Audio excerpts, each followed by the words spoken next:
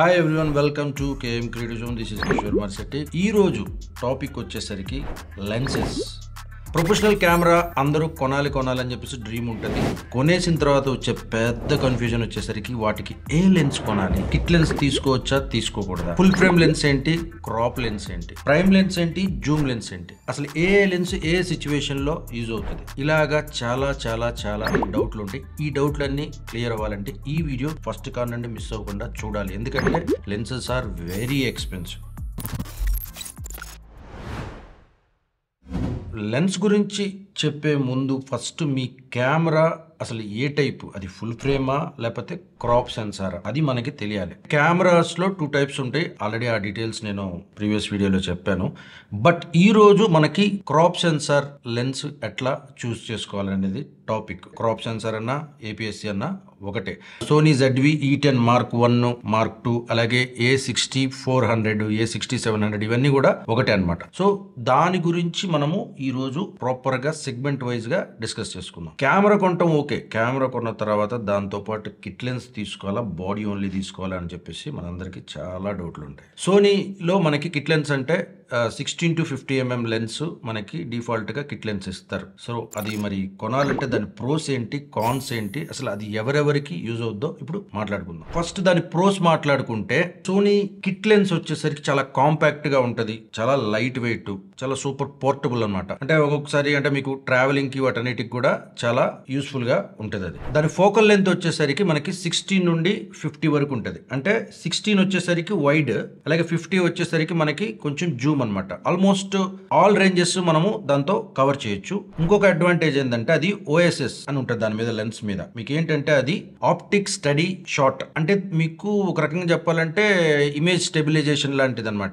Lens కి, బాడీకి కాదు, కెమెరా బాడీకి కాకుండా లెన్స్ కూడా మనకి ఇమేజ్ స్టెబిలైజేషన్ ఉంటుంది. అదే దాని మీద OSS అని రాసి ఉంటుంది. సో అది కూడా మనకి డిఫాల్ట్ గా OSS లెన్స్ మనకి కిట్ లెన్స్ లో అవైలబుల్ గా ఉంటుంది. ఇక చూస్తే ఇది చాలా ఎఫర్టబుల్ అండి. ఎందుకంటే మనకి కెమెరా కొనేటప్పుడు మనం దాన్ని కొన్నప్పుడు ఏంటంటే మనకి చాలా తక్కువ రేటుకి వచ్చినట్టే. ఎందుకంటే అది ఇండివిజువల్ గా కొనాలంటే 20,000 లోపల అవ్వచ్చు. మనము కెమెరాతో పాటు కొంటున్నాం కాబట్టి అది మనకి అంటే ఇంకొక 10,000 ఎక్స్ట్రా పెడితే మనకి సోనీ బ్రాండెడ్ లెన్స్ మనకి దొరికినట్టే. ఇది అడ్వాంటేజ్. కిట్ లెన్స్ లో డిసడ్వాంటేజెస్ ఏంటి అని అనుకుంటే గనక చెప్పాను కదా, ఇది మనకి వేరియబుల్ అపెర్చర్ లో వస్తుంది. అంటే 3.5 to 5.6. ఇదేంటంటే మనకి 16 లో ఉన్నప్పుడు 3.5 లో ఉంటది. అది 50 లో కనుకున్నప్పుడు ఏమైపోద్ది అంటే అది 5.6 కి వెళ్తుంది. సో దానివల్ల ఏంటంటే మనకి లైట్ ఎఫ్ స్టాప్ ఎంత తక్కువ ఉంటే అంత బాగా మనకి లో లైట్ లో వర్కౌట్ అవుతుంది. ఎఫ్ స్టాప్ పెరిగిన కొంది ఏంటంటే లైట్ కట్ అయిపోతూ ఉంటుంది. కాబట్టి అది ఒక డిసడ్వాంటేజ్. అలాగే ఇది ఏంటంటే కిట్ లెన్స్ కాబట్టి దీని ఇమేజ్ క్వాలిటీ ప్రైమ్ లెన్స్ తో పోలిస్తే కొంచెం సాఫ్ట్ గా ఉంటుంది అనమాట. సో డీటెయిలింగ్ అనమాట. సో ప్రైమ్ లెన్స్ గురించి చెప్పుకుందాము నెక్స్ట్.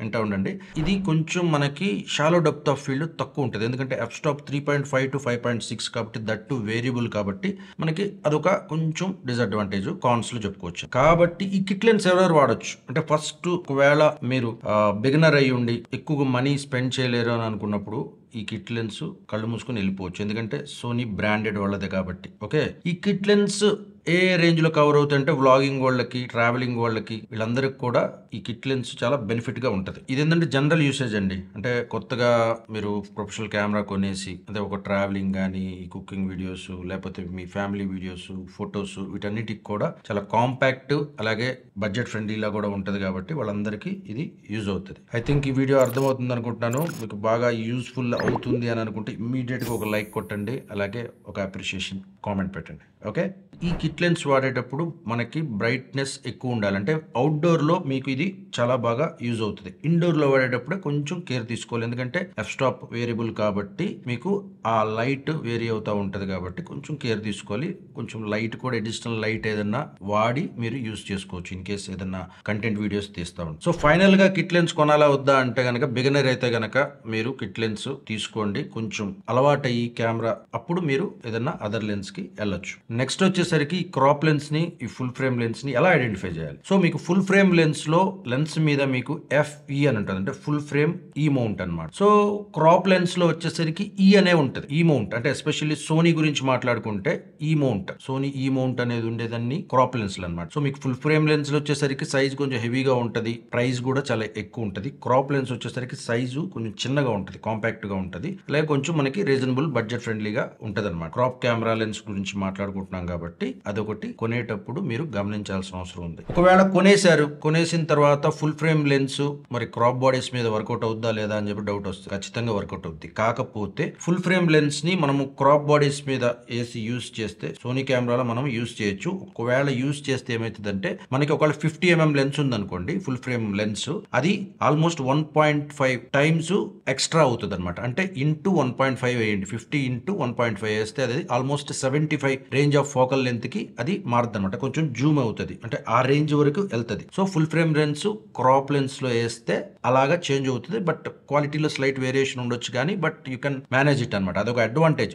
నెక్స్ట్ కన్సిడర్ చేయాల్సింది ఏంటంటే లెన్స్ లో ఆల్మోస్ట్ 2 టైప్స్ ఉంటాయి. ఒకటి ప్రైమ్ లెన్స్, ఇంకోటేమో జూమ్ లెన్స్. అంటే ఇప్పుడు జూమ్ లెన్స్ అంటే ఇప్పుడు మన కిట్ లెన్స్ లో 16-50 ఎలా ఇస్తారో ఆ వేరియేషన్ ఉంటుంది అనమాట. ప్రైమ్ లెన్స్ వచ్చేసరికి ఒకటే ఫోకల్ లెంత్ ఉంటుంది. అంటే ఇప్పుడు సపోజ్ మీరు 16 mm ఉంటే 16 mm ప్రైమ్ లెన్స్ ఉంటే 16 mm అనమాట. మీరు దాన్ని జూమ్ చేసుకోవడానికి ఉండదన్నమాట. ఒకవేళ దాన్ని ముందరికి వెళ్ళాలంటే కెమెరానే కొంచెం ఫార్వర్డ్ వెళ్ళి ఆ ఫ్రేమ్ సెట్ అయ్యే వరకు సెట్ చేసుకోవాలి. అది ఒక డిసడ్వాంటేజ్. బట్ అడ్వాంటేజ్ ఏంటంటే ప్రైమ్ లెన్స్ కి మీకు ఒకటే ఫోకల్ లెంత్ ఉంటది కాబట్టి మీకు ఇమేజ్ చెప్పాను కదా చాలా షార్ప్ గా ఉంటది. అలాగే ప్రైమ్ లెన్స్ లో మనకి ఎఫ్ స్టాప్ చాలా లోవర్ ఎఫ్ స్టాప్స్ దొరుకుతాయి. సో ఆల్మోస్ట్ మీకు 1.4, f1.8, 2.8 ఇలాగా మనకి అపెర్చర్ చాలా లో అపెర్చర్, అంటే బాగా ఫాస్టర్ లెన్స్ అంటారు దాన్ని. అంటే ఎంత తక్కువ నంబర్ లోవర్ నంబర్ అపెర్చర్ ఉంటే మనకి వెనకాల అంతా షాలో డెప్త్ ఆఫ్ ఫీల్డ్ వస్తుంది. సో దానివల్ల ఏంటంటే మీ వీడియోస్ అన్ని కూడా సినిమాటిక్ గా అనిపిస్తాయి అనమాట. మెయిన్ గా సినిమాటిక్నెస్ మీకు కావాలి అంటే గనక ప్రైమ్ లెన్స్ మనం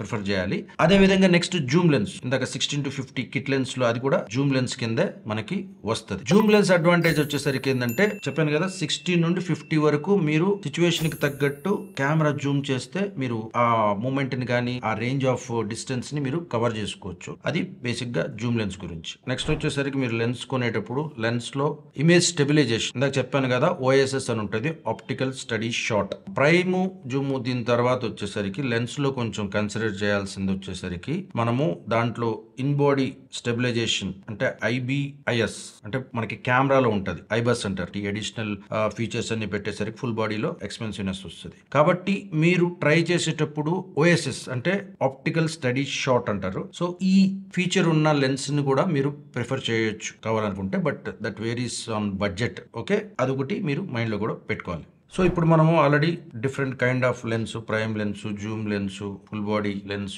క్రాప్ లెన్స్ ఇవన్నీ మాట్లాడుకున్నాం. బట్ ఏ సిచ్యువేషన్స్ లో ఎవరెవరికి ఏ లెన్స్లు వాడాలి. ఇప్పుడు వైడ్ యాంగిల్ లెన్స్ నుండి వస్తా. అంటే వైడ్ యాంగిల్ లెన్స్ ఎవరికి యూజ్ ఉంటుంది. సపోజ్ మీరు వ్లాగర్ అనుకోండి. వ్లాగర్ అనుకుంటే ఆటోమేటిక్ మీరు ఇలా కెమెరా పట్టుకొని మాట్లాడాల్సి వస్తుంది. అప్పుడు మీకు మీ లెన్స్ వైడ్ గా ఉండాలి, ఎందుకంటే డిస్టెన్స్ తక్కువ ఉంటుంది. మీరు సోలో క్రియేటర్ కాబట్టి మీరే వ్లాగ్ చేస్తూ ఉంటారు ఇదంతా కూడా. సో అప్పుడు మీరు క్రాప్ సెన్సార్ కెమెరాస్ అన్నిటికి కూడా వైడ్ యాంగిల్ లెన్స్ వచ్చేసరికి మనకి ఇప్పుడు 11 mm ఉంటుంది, సోనీ 11 mm. అది 1.8 ఎఫ్ స్టాప్ ఉంటుంది. అది మీకు బాగా వైడ్ ఉంటుంది. అలాగే సిగ్మా లెన్స్ ఉంటుంది. సిగ్మా 16 mm అని చెప్పేసి అది కూడా వైడ్ యాంగిల్ లెన్స్. సో ఇవన్నీ మీకు వ్లాగర్స్ కి, లేదు మీరు ఇంట్లో గానీ ఏదన్నా చేసుకోవడానికి చిన్న కంటెంట్ క్రియేషన్ వీటన్నిటికి కూడా వీళ్ళకి యూజ్ అవుద్ది. ఇక దీంట్లో చెప్పాను కదా prime Zoom depends on situation and me needs కి తగ్గట్టుగా మీరు వైడ్ లెన్స్ తీసుకోవాల్సి వస్తుంది వ్లాగర్స్ కు. అలాగే మీ ఫ్రెండ్స్ లో గానీ మీ ఫ్యామిలీ మెంబర్స్ లో గానీ ఎవరైనా కెమెరా కొనాలి, లెన్స్ గురించి కన్ఫ్యూజ్ అవుతుంటే ఇమ్మీడియట్ గా మన వీడియోని షేర్ చేయండి, వాళ్ళకి చాలా యూస్ఫుల్ అవుతుంది.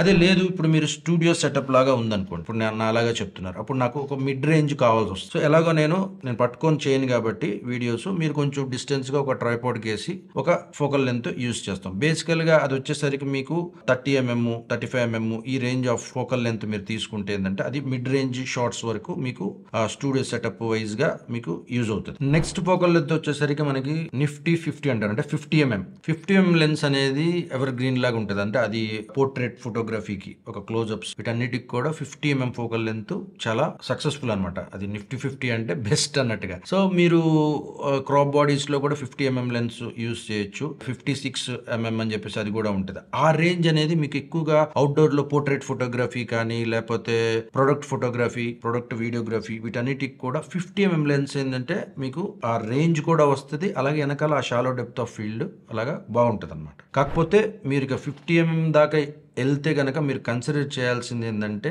అది కొంచెం మీకు ఇప్పుడు రూమ్లో ఆ స్పేస్ కావాల్సి వస్తుంది, ఎందుకంటే డిస్టెన్స్ ఎక్కువ తీసుకుంటుంది. బేసికల్గా కొంచెం అవుట్డోర్స్ కొంచెం స్పేస్ ఎక్కువ ఉండి హాల్ రేంజ్ వాళ్ళకి లేకపోతే ఫోటోగ్రఫీకి పోర్ట్రేట్ రేంజ్ వాళ్ళకి ఇది బాగా యూజ్ అవుతుంది. ఇంకొక పర్పస్ వచ్చేసరికి చాలా మంది ఈవెంట్స్, వెడ్డింగ్స్ ఇలాంటివి కవర్ చేస్తూ ఉంటారు. సో వాళ్ళకి ఇంకా కొంచెం ఎక్కువ రేంజ్ ఆఫ్ ఫోకల్ లెంత్ కావాల్సి వస్తుంది. వాళ్ళు ఖచ్చితంగా ఏంటంటే ఈవెంట్స్ ఇవన్నీ కవర్ చేసే వాళ్ళకి ఏంటంటే జూమ్ లెన్స్ ప్రిఫరబుల్ అండి. ఎందుకంటే వాళ్ళు మధ్యలో క్రౌడ్ ఉంటారు, లేకపోతే ఎక్కడో డిస్టెన్స్లో ఈవెంట్ జరుగుతూ ఉంటుంది. సో ఆల్మోస్ట్ అప్పుడు మీరు 17-75 అలాగా 18-105 ఈ రేంజ్ ఫోకల్ లెన్సెస్ ఉన్నాయి. వీటిని మీరు యూస్ చేస్తే ఆ రేంజ్ ఆఫ్ డిస్టెన్స్ని కూడా ఈవెంట్లో మీరు కవర్ చేయొచ్చు. కాబట్టి ఇది వాళ్ళకి కొంచెం బెనిఫిషియల్గా ఉంటుంది. నెక్స్ట్ వచ్చేసరికి ఇప్పుడు చాలా మంది వైల్డ్ లైఫ్ ఫోటోగ్రఫీ ఒకటి లేకపోతే స్పోర్ట్స్ ఈవెంట్స్ ఇవన్నీ కూడా కవర్ చేస్తూ ఉంటారు. వీళ్ళకి వచ్చేసరికి అది చాలా డిస్టెన్స్లో ఉంటుంది. మీరు చూస్తూ ఉంటారు ఇన్స్టాగ్రామ్ రీల్స్లో వీటన్నిటిలో కూడా కొంచెం రేంజ్ ఉన్న అంటే పొడుగ్గా ఉంటాయి, వైట్గా పొడుగ్గా ఇలాగా లెన్సెస్ ఉంటాయి. ఈ లెన్స్ వైల్డ్ లైఫ్ ఫోటోగ్రఫీ వాళ్ళే ఎక్కువగా వాడతారు. మీరు గమనిస్తే వాళ్ళకి ఏంటంటే డిస్టెన్సెస్ చాలా ఎక్కువ ఉంటాయి, ఆ డిస్టర్బెన్స్ అవ్వకుండా ఎక్కడి నుండో ఆ ఫోటో తీయాల్సి వస్తుంది. సో కాబట్టి వాళ్ళకి ఎక్కువ జూమ్ రేంజ్ అంటే జూమ్ లెన్స్లు ఇవన్నీ కూడా వాళ్ళకి చాలా బెనిఫిషియల్గా అవుతాయి అనమాట. ఇక ఎఫ్ స్టాప్ అనేది ఇక అది డిపెండ్స్ ఆన్ యువర్ నీడ్ అండి. F stop lower F stop అంటే f1.4, f1.8 ఈ రేంజ్ ఉండే ఇవన్నీ కూడా కొంత ఎక్స్పెన్సివ్గా ఉంటాయి. బేసికల్గా క్రాప్ లెన్స్లు కొంచెం చీప్గా ఉంటాయి, బట్ ఫుల్ ఫ్రేమ్ వచ్చేసరికి ఇంకొంచెం ఎక్స్పెన్సివ్గా ఉంటాయి. ఓకే, మొత్తానికి ఏంటంటే నేను ఓన్లీ ఈ లెన్స్ కొనండి అని చెప్పేదానికంటే మీకు లెన్స్ మీద ఒక అవగాహన తెచ్చి చెబుదామని చెప్పేసి నేను ఈ వీడియో చేశాను. ఐ థింక్ మీకు అందరికీ అర్థమైంది అనుకుంటాను. నేను ఇందాక చెప్పిన సినారియోకి లెన్సెస్ అన్ని కూడా డిస్క్రిప్షన్లో ఇస్తాను. సో దానికి తగ్గట్టుగా మీ నీడ్కి తగ్గట్టుగా మీరు ఆ లెన్స్ని మీరు పర్చేస్ చేయొచ్చు. సో కుదిరితే మా లింక్ నుండి మీరు పర్చేస్ చేయండి, డెఫినెట్గా మాకు హెల్ప్ అవుద్ది. మరిన్ని వీడియోస్ చేయడానికి మీ సపోర్ట్ ఆ రకంగా